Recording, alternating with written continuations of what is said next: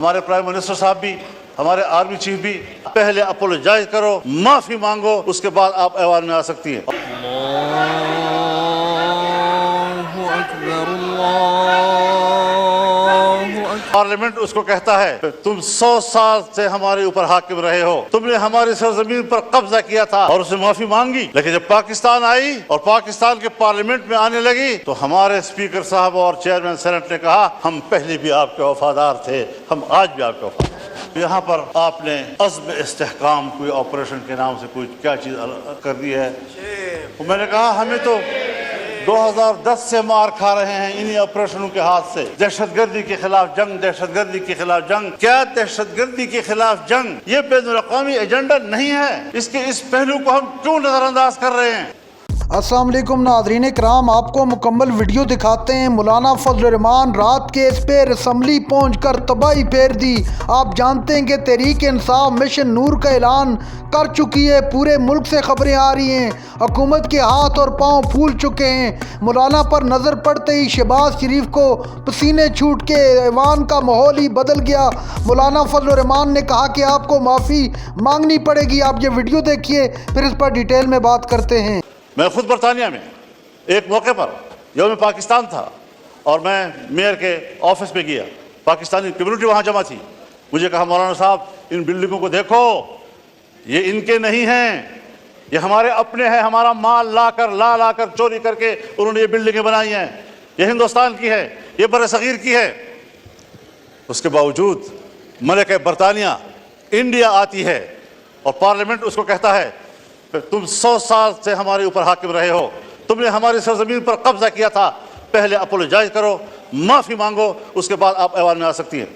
اور اس نے معافی مانگی، لیکن جب پاکستان آئی اور پاکستان کے پارلیمنٹ میں آنے لگی تو ہمارے اسپیکر صاحب اور چیئرمین سینٹ نے کہا ہم پہلے بھی آپ کے وفادار تھے، ہم آج بھی آپ کے وفادار ہیں۔ اس نظریے کو لوگ ٹیکس دیں گے، اس کو آپ یقین نہیں رہے گے کہ آپ کی ریاست ہے، ٹیکس آپ کے فلاح و بہبود پہ خرچ ہوگا۔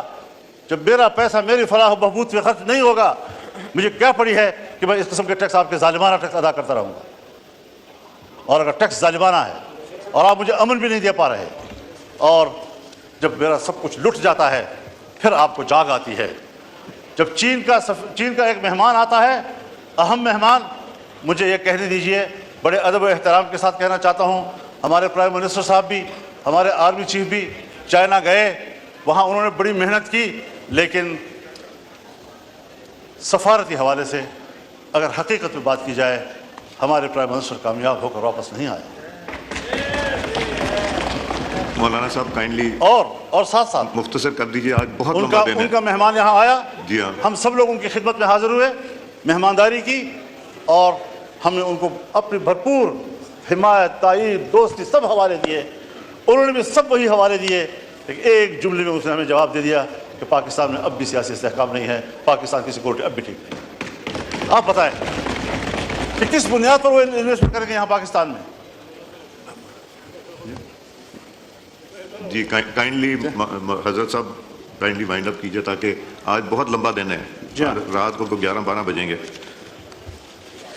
اب یہاں پر آپ نے عزم استحکام کوئی آپریشن کے نام سے کوئی کیا چیز کر دی ہے۔ میں نے کہا ہمیں تو 2010 سے مار کھا رہے ہیں انہی آپریشنوں کے ہاتھ سے، دہشت گردی کے خلاف جنگ، دہشت گردی کے خلاف جنگ۔ کیا دہشت گردی کے خلاف جنگ یہ بین الاقوامی ایجنڈا نہیں ہے؟ اس کے اس پہلو کو ہم کیوں نظر انداز کر رہے ہیں؟ باجوہ صاحب نے مجھے کہا، میرے سامنے بات کی کہ میں نے باڑ لگا دیا ہے، فخر سے کہتا تھا میں نے باڑ لگا دیا ہے، کسی کا باپ بھی نہ افغانستان جا سکتا ہے نہ وہاں سے آ سکتا ہے، کوئی دہشت گرد نہیں آ سکتا۔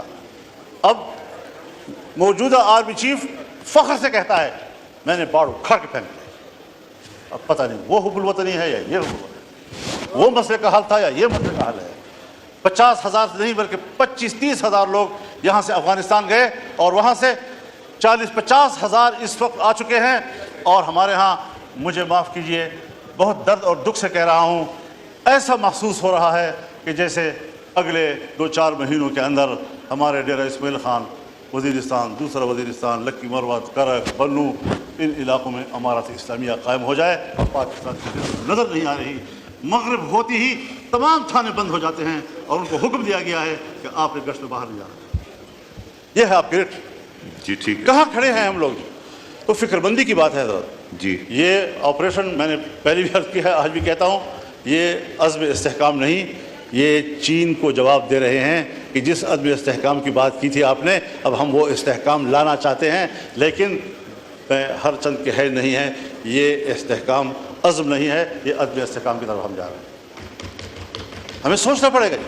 میں کم از کم تضادات کا شکار نہیں ہوں، میں فکری یکسوئی کا علمبردار ہو کر آپ کے سامنے بات کر رہا ہوں کہ اس طریقے سے اگر آپ قوم کو ہانکتے رہیں گے، پاک PWD کو آپ ختم کر رہے ہیں، ہزاروں ملازمین کو آپ بے روزگار کر رہے ہیں. اتنا بڑا محکمہ جو پاکستان سے پہلے کا ہے، ان تمام محکموں کی ماں ہے، آپ نے کس سے مشورہ کیا؟ میں تو یہ دعویٰ بھی کرتا ہوں کہ یہ جو عزم استحکام پالیسی آپ لا رہے ہیں، اسٹیبلشمنٹ کا بھی آپس میں مشورہ نہیں ہے. ان کے بھی کچھ لوگ کچھ کہہ رہے ہیں تو دوسرے لوگ کچھ کہہ رہے ہیں. باہر آپ کچھ بیان دے رہے ہیں، پرائم منسٹر ہاؤس کا بیان کچھ آ رہا ہے اس کے بارے میں. یہ چیزیں سیدھی کرنی ہوں گی، اس پر مشاورت کرنی ہوگی، یکسوئی پیدا کرنی ہوگی. بہت ہم پٹ چکے ہیں. ایک زمانہ تھا میرے گھر کے، میرے گاؤں کے قریب سے بھی یہ نہیں گزرے تھے، آج میرے گلی کی دیوار کے ساتھ گزر رہے ہیں اور وہاں کھڑے ہوتے ہیں. ہم کہاں کھڑے ہیں؟ ریاست نے ہمیں کہاں کھڑا کر دیا ہے؟ کیا ہم ایک شہری کی حیثیت سے ریاست پر کوئی حق نہیں رکھتے؟ تو اس ساری صورتحال میں دیکھیں، آپ کی جمہوریت اپنا مقدمہ ہار چکی ہے، پارلیمان اپنا مقدمہ ہار چکے ہے. جب آپ الیکشن میں دھان دیا کریں گے، اسٹیبلشمنٹ دھان دیا کریں گی، جعلی پارلیمنٹ وجود میں آئے گی، تو پھر یہی اثر ہوگا کہ عوام آپ پہ اعتماد نہیں کرے گی. جی شکریہ مولانا صاحب، مہربانی مائک کھولیں. خود کو بنائیں، جی. مشاورت کے عمل کو وسیع کریں. ٹھیک آپ پر ذمہ داری ہے، آپ کو نہیں لینی چاہیے تھی ذمہ داری. میں نے مشورہ آپ کو دیا تھا کہ یہ پنگا مت لو، لیکن آپ نے پوچھا پنگا کسے کہتے ہیں، تو میں نے کہا وہ پھر لے کر ہی پتہ چلتا ہے اس کو. جی شکریہ مولانا صاحب. وہ کسی نے کہا نا دوسرے حضرت سے صاحب، کہ پنگا کسے کہتے ہیں، انہوں نے کہا لے کر پتہ حضرت چلتا ہے. صاحب جی حضرت تو صاحب میں بہت مہربانی. یہ کچھ گزارشات تھی، جی شکریہ. کچھ رہ بھی گئی، لیکن یہ ہے کہ ذرا ان لوگوں پر رحم کیجئے. تفتان کی صورتحال بھی یہی بنتی جا رہی ہے، وہاں پر بھی انتہائی جو ملک کے مفاد میں سب کچھ ہو رہا ہے اس کو راستے میں روکے جا رہا ہے. بہت مہربانی. میں آپ کا بہت شکر گزار ہوں، اور میں نے اگر دخل در معقولات کیا ہے اور آپ کے نظم و نسق کو متاثر کیا ہے اس ناظرین کرام، آپ نے ویڈیو دیکھی. پاکستان تحریک انصاف نے جو مشن نور کا اعلان کر رکھا ہے، اس نے حکومت کے ہاتھ اور پاؤں پھلا لیے ہیں.